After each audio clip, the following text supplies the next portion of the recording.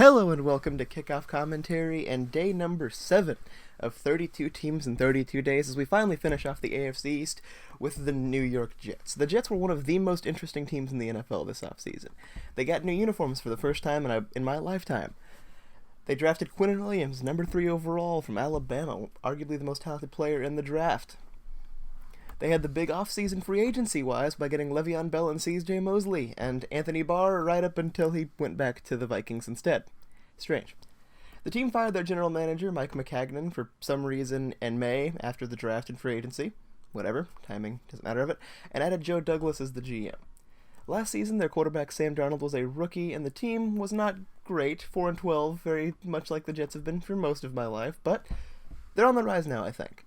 They had a great offseason, and maybe a new uniform set will usher in a new era of Jets football with head coach Adam Gase, former head coach of yesterday's team, the Miami Dolphins. Gase in the NFL has a reputation built on his time with Peyton Manning, and he got him one more head coaching job, and if it doesn't go well with the Jets, I can't imagine he gets another one afterwards. With all of that being said, I think the Jets are in for probably an improvement this season.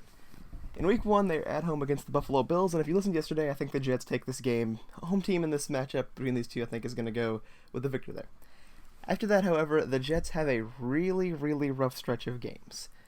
Cleveland Browns at home, at New England, the always dreaded Week 4 bye, at Philadelphia, home against the Cowboys, and then at home against the New England Patriots. Jets fans, if you're watching, you're probably not going to like me here, as I kind of predict the Jets are going to lose these 5 games in a row.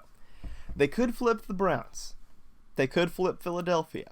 But I doubt that they beat New England or Dallas, even if things go well in this. So, having them fall to 1-5 after Week 7 is admittedly kind of harsh for a team that I do think is more talented. However, I'm going to say probably the most bold thing I will say during this entire video series. From Week 8 through Week 14, at Jacksonville, at Miami, home against the Giants, at Washington, home against Oakland, at Cincinnati, home against the Dolphins, I predict the Jets will win all 7 of those games in a row. It is a schedule that after a very rough first 7 weeks lines up perfectly for a team on the rise to win every one of those games, I think. I'm not sold on Nick Foles as a long-term starting quarterback. He did great in short spurts in Philadelphia, but Philadelphia has an unbelievable roster.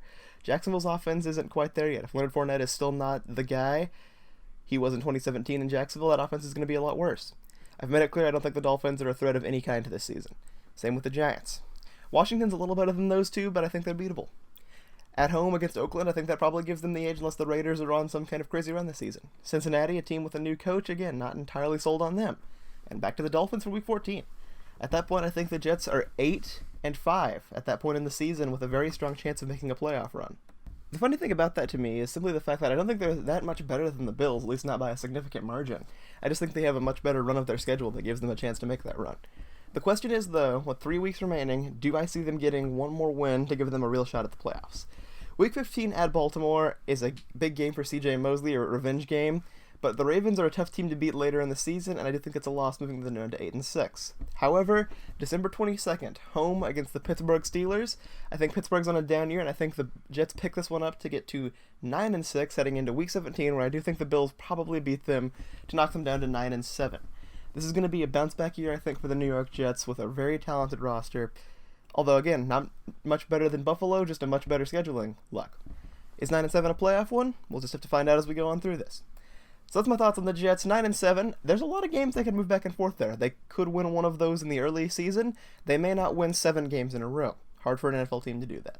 What do you guys think? Jets fans watching, what did I get wrong about your team? What did I get right? Let me know in the comment section. I want to know as much about these teams from their fans as I can. I want to get their take. I want to hear you guys talk about your teams like I talk about the Cowboys. Everybody else, let me know as well. Do you guys predict the Jets being the Jets again, as they've been in the past? Pretty rough. Or do you predict them making a massive run to beat the Patriots of the division in year 1? I want to know. This has been Kickoff Commentary, and tomorrow we move on to a new division for day number 8. I hope everybody has a wonderful, wonderful day.